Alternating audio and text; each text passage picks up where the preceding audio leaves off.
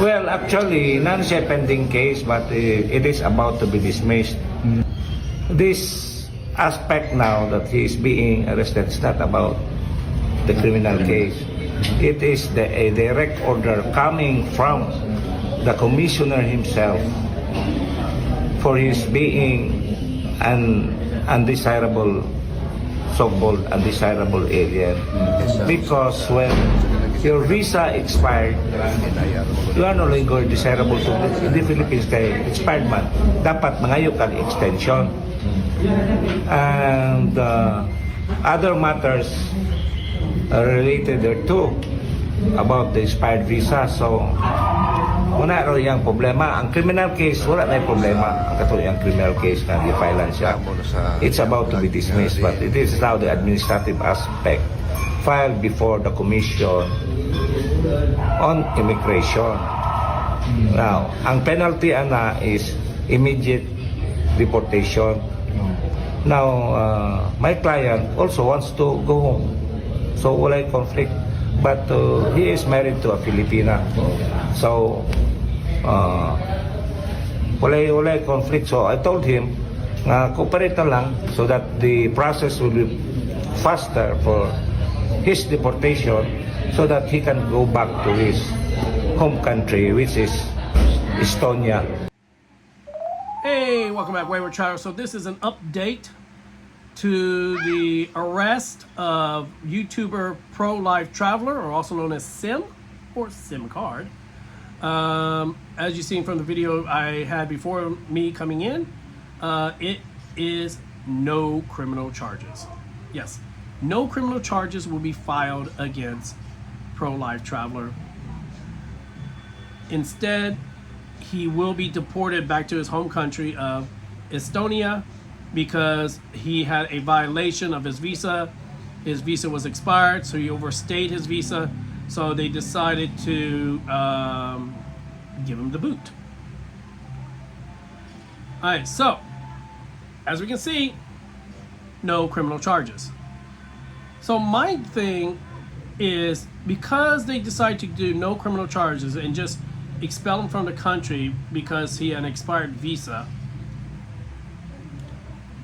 will those who brought the accusation against him, because remember, in order for them to get a search warrant, seize his equipment, the commissioner of Dumaguete had to look at it and say, yes, this validates, and the judge also, yes, this validates, there's enough evidence here that we can do a search warrant for his house, seize his equipment, seize his property, and go through it for the accusation, the criminal charges of, well, I don't think calling somebody a name, because they said because he called Filipino men monkeys. I don't think that's a criminal charge. And last time I checked, in most countries, it's not a criminal charge to call people names. Now, the other one about giving vape to children, SA with children, trying to hook up with underage girls, under 18, and all the other ones they may say he did, no proof. There was not enough evidence to charge him for any of that stuff because there was nothing there. Like I said, I watched his videos from very first time he landed in Philippines, and he was looking for his first apartment by himself, and he would like meet tons of girls and stuff like that till he finally found his wife Selena and stuff, and then eventually had a baby. But like I say, because there's no criminal charge, will the people that gave the accused him of these charges and actually filed the paperwork, did all this stuff, and actually went to commission and said, we want this guy arrested, this YouTuber, because this and this and this and stuff. Now that he was found not guilty, or no criminal, not guilty, but no criminal charges were pursued, will criminal charges be pursued for these people that did false allegations against him? Because last time I checked, even in America, if you do false allegations against somebody, you get going to jail, or at least get a fine. So will that happen to these people? Probably not. And stuff. So instead, doing any kind of criminal charges. The commissioner and immigration decided to just deport him back to his home country.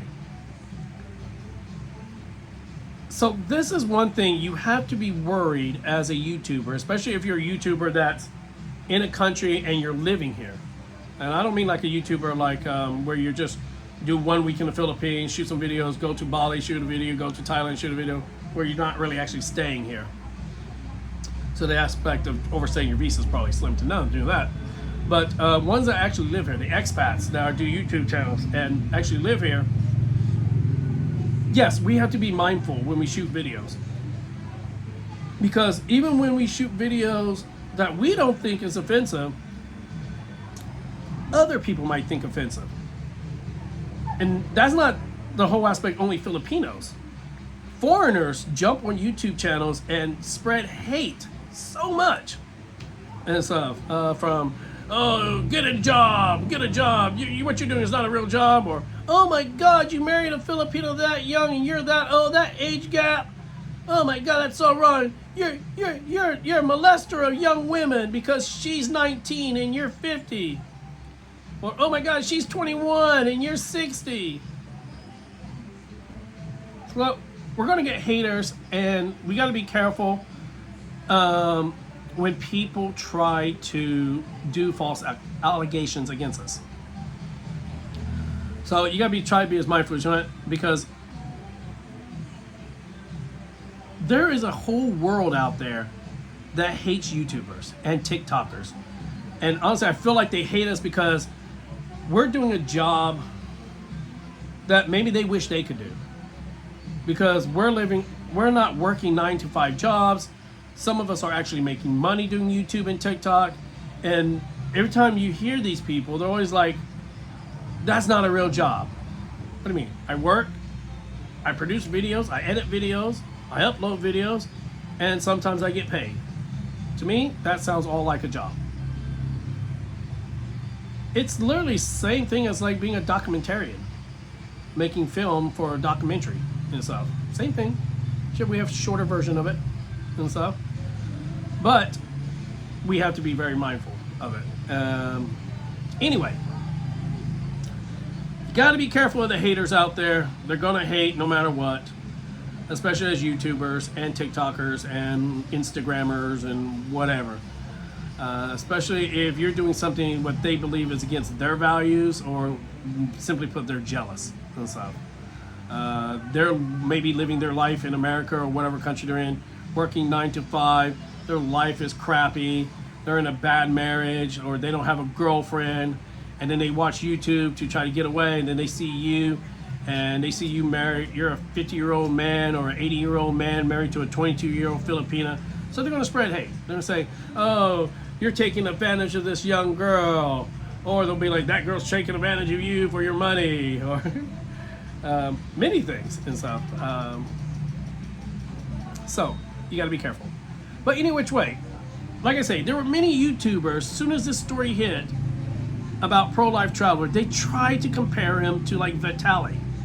He is nothing like Vitaly.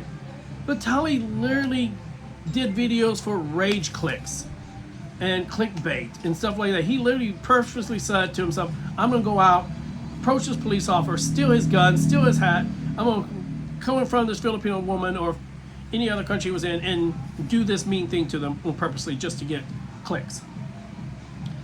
ProLife Traveler didn't do that.